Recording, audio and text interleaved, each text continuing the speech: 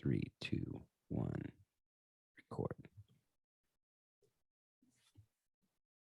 Welcome back to How Soccer Explains Leadership. We are we're in another off season. And so Paul and I enjoyed, and we've heard some good feedback from you folks out there that you enjoyed our last off season talk. So we thought we'd do another couple off season talks and maybe bring it into the new year as well, but we're definitely going to do a couple off-season talks to round out 2021. So I'm Phil Dark, your host, and with me is my co-host and brother-in-arms, and now he's just like in his off-season, first off-season for a very long time where it's really an off-season. So how are you doing, Paul? Doing well. It is a very different off-season for sure. It's normally a downtime after the normal fall season and ramping up into recruiting, but now obviously not doing that. So yeah, it truly is an off season and trying to focus in on what's coming next. But it's been some great time with the family the last couple of weeks for sure. Yeah, and for those of you who don't know what the heck we're talking about, because you just saw this title of off-season talk, rec soccer, and you're like, oh, cool. Paul, if you go back to last week's episode, I was able to do an exclusive. I'm going to remind you again, it was an exclusive interview, maybe the only exclusive interview we ever do on How Soccer Explains Leadership. So, but with Paul, and if you've interviewed with somebody else, Paul, don't tell me, because then I'm telling the truth. Yours was exclusive. Okay, you were the exclusive interview. Okay, good. But he talked about his stepping down from his head coaching position at Baylor over, almost 2 decades. It was really 14 years, but that's okay. I'm gonna say almost 2 decades. Round up. So, but just great career and just making a step. And I'll let you listen to that to get all that info about why and what's going on and all that stuff. Cause Paul was really raw and vulnerable in that, because that's what we do here. And that's what we're going to do today, talking about this idea of rec soccer. And I'm going to pass it back to you, Paul, to kind of introduce the topic. And then we're going to go for about, 15 minutes or so today. So you guys we could talk for hours, as we could with pretty much anything, but at least I could. I mean, you'd probably go for a half hour and then I just keep talking and you'd go to sleep and stuff. And we just keep talking, but whatever. Why don't you just kind of introduce the topic and then we'll go for it. Yeah, it just kind of came to mind from one of our previous episodes that you did, an interview you did, Phil, and your guest talked about getting to be an adult and working in his career now, and didn't play soccer for much of his life, but did very early on in life. And the comment he made to you kind of stuck with me, and he said, I wasn't wrecked by my coaches, and that really hit me. I went back and rewound it to make sure I heard him correctly, but it makes a lot of sense.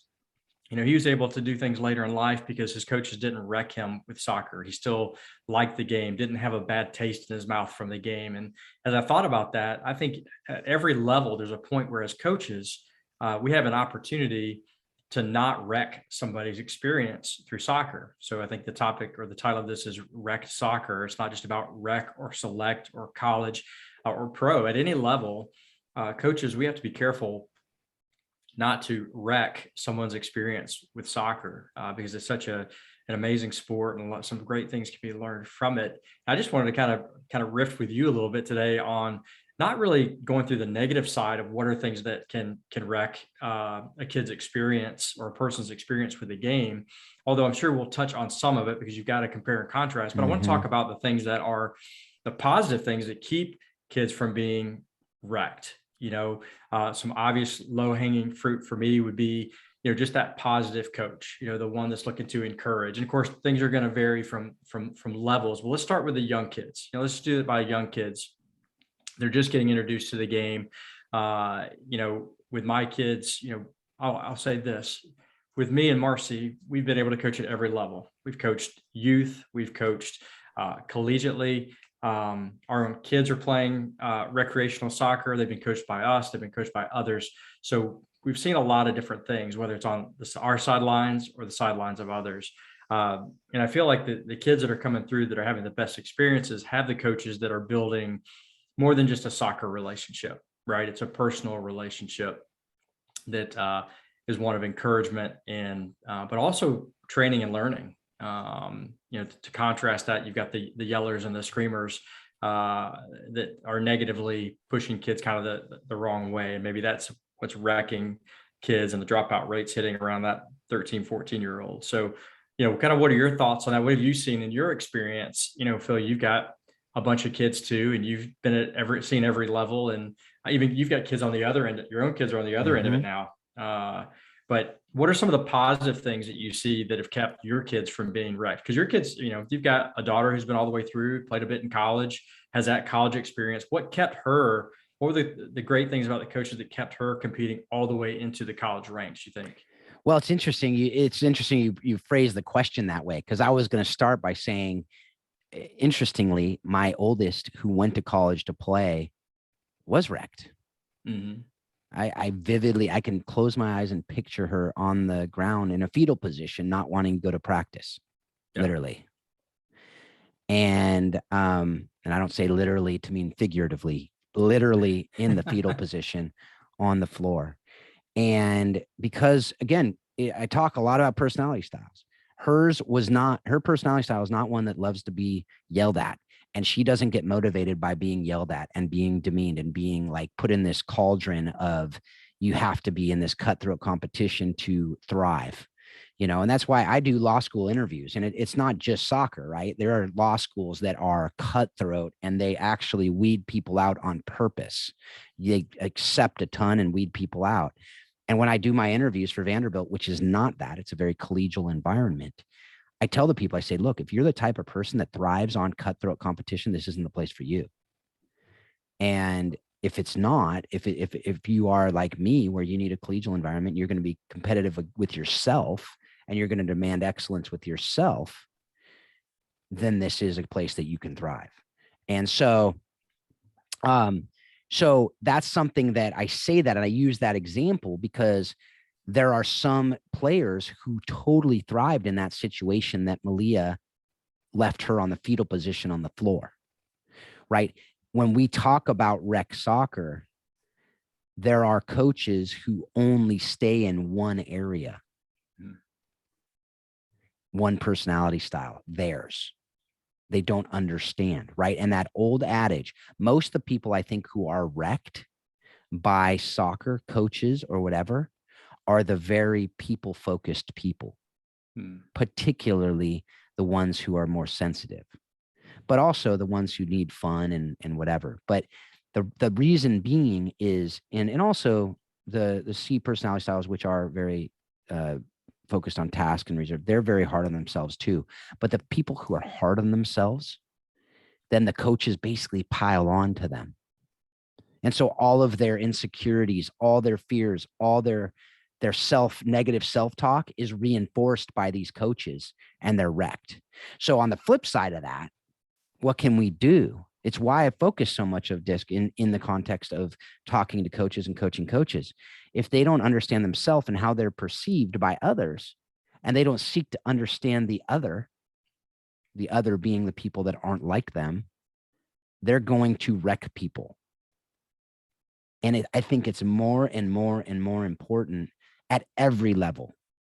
For the little kids, it's why we talk about just make it fun. Because little kids err on the side of, hey, let's just have fun, because you have no idea who's going to enjoy the game and who's going to be good.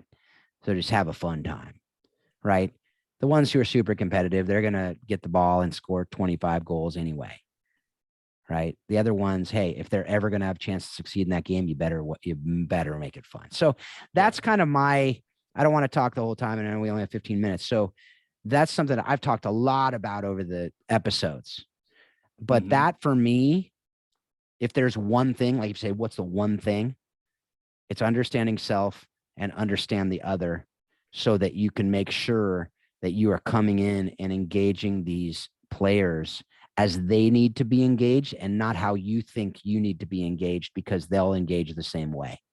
Right. Right. Well, I think that's important. And I think we've talked a lot about that, through a bunch of different episodes with different people. And I think maybe the assumption can be, well, at a high level, right, you've got these kids taking these assessments and disc assessments, or all these different things to find out the best way to communicate with them.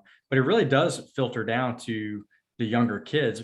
I won't say more importantly, probably just as important, to be able to engage with them. And I think as a when you're coaching young kids, part of the first thing you do on the first day of practice is you're trying to pinpoint kind of what you just said. Who's the kid who loves being out there, just wants to score a ton of goals?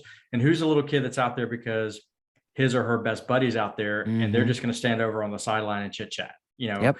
and figuring that out, in our Warrior Way program, we see that across every age group from 2-year-olds up to the 13-year-olds, those different dynamics of the different levels of kids, not only soccer skill, but what is their personality style. And it's interesting even watching our coaches who are also training these young coaches in these environments too, of pulling guys and girls aside and saying, hey, you're not really connecting with this group very well, maybe 1 or 2 kids. Why is that?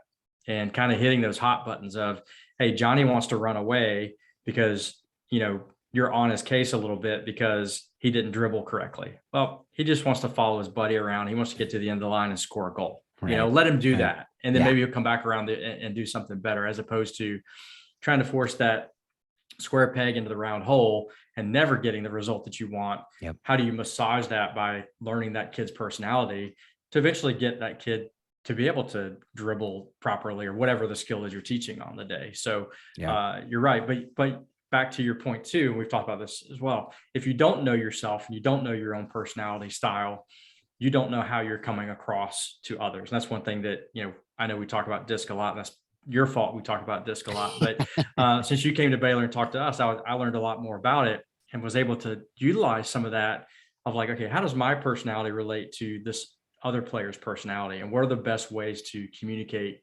through that? And I think the more you don't have to be a DISC expert to analyze, an 8-year-old. But I think knowing yourself and where you how you communicate to different people is really important. And not wrecking a kid's experience at whatever level they're at, because you can even get the kid who trends to be a really, really good player, right? The kid who wants to score the goals and trends to be the most, athletic and most into it.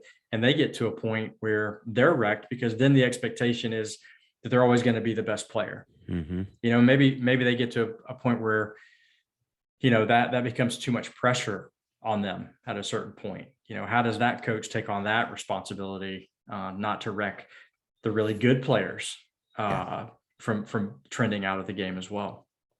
Yeah. And I think on that point, you need to know your kids too. So for parents listening right now, know your kid.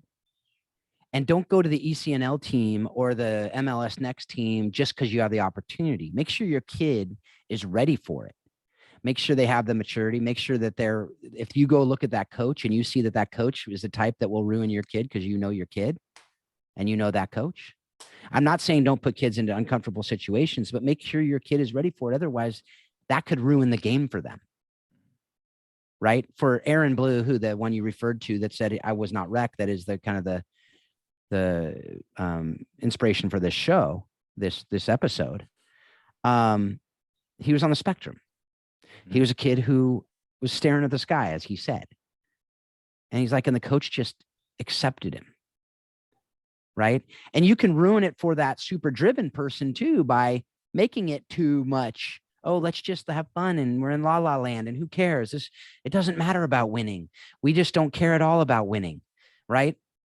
Like that may be okay when you're 4, but if you're saying that when you're a high school team or a college team, that's not that you're not going to have any people who are driven for results, which is what's going to make a team push themselves to be better and to flourish.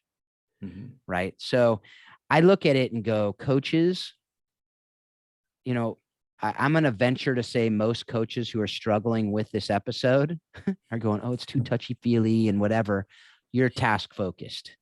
Okay. And I will say to task-focused coaches, John Maxwell's old adage, I think he stole it from somebody else.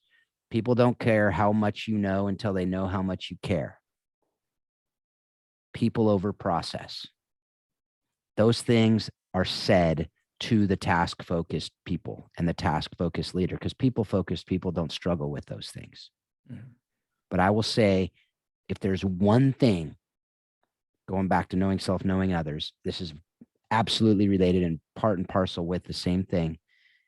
If there's one thing, it's to care about the people understand your people, know your people. And I see the coach that thrives the most with my kids, at least. And he's been the coach through all of them. There's two of them, but they're both SC personalities. They're both people focused, reserved. They are empathetic. They care deeply about these kids, to the point where we were talking to one of the coaches about our kid who's the high I goofball. He's struggling in school. He's super smart, but he's getting like C's and B's and in 5th grade. And I'm like, dude, you're beating high school and college kids in chess. I know you're smart. Right. Right. It's not an intelligence thing. It's he's bored and he doesn't care. He saw his C's. He's like, oh, that's pretty good. I'm like, no, it's not. It's not. Right. He would never accept that in soccer, but the coach cares enough to say, if he doesn't get his grades up, he's sitting the bench. And he didn't get his grades up. And he said, all right, he needs to come this Saturday and sit in the bench on his street clothes, because he knows Justin, and he knows that is going to bug him more than anything, because he cares about what people think about him. Mm.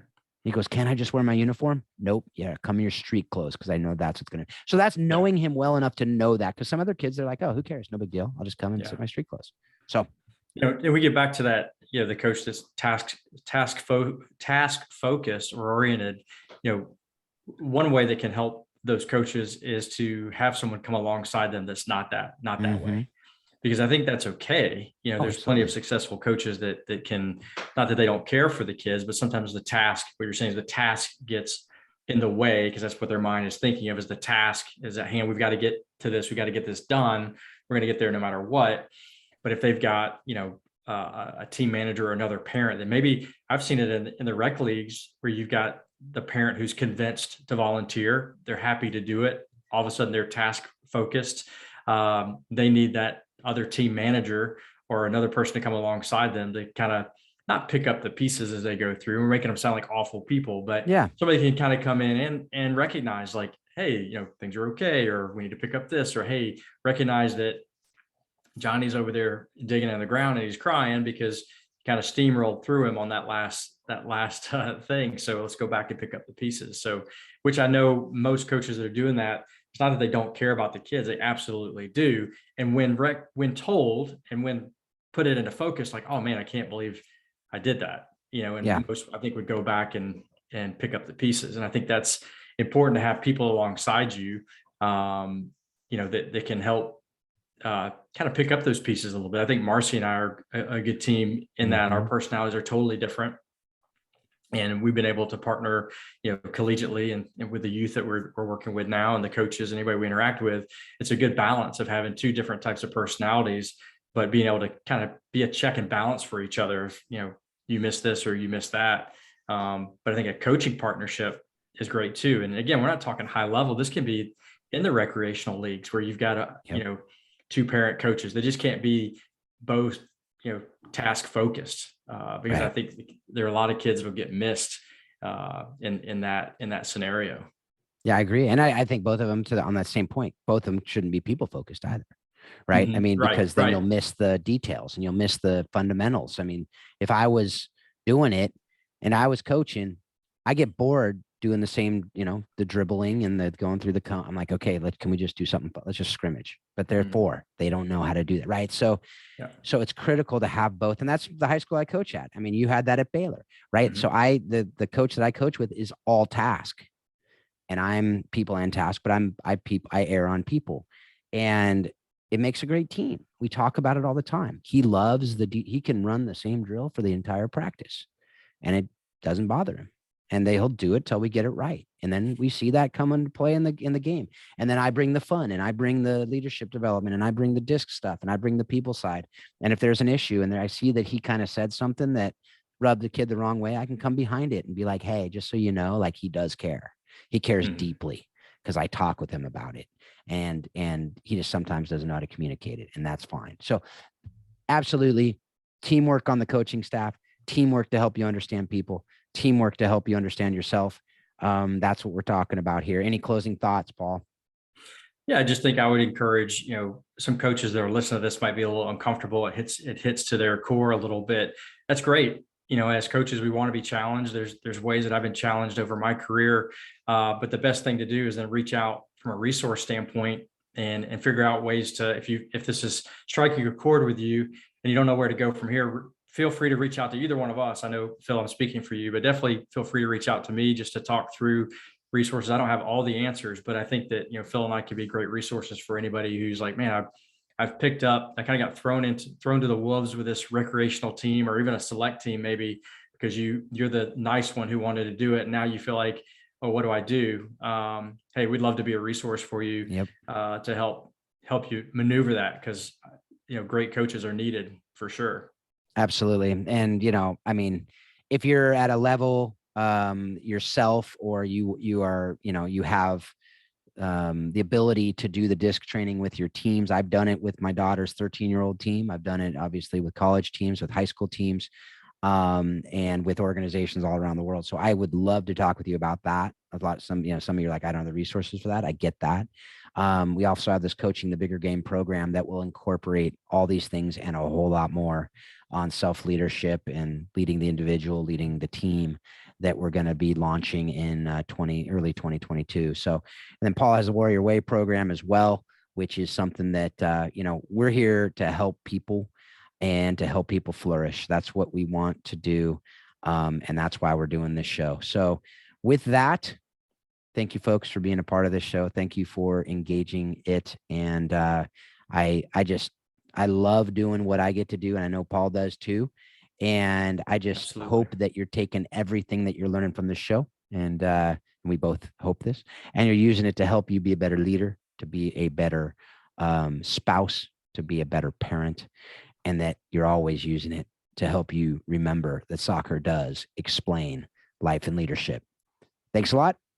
Have a great week.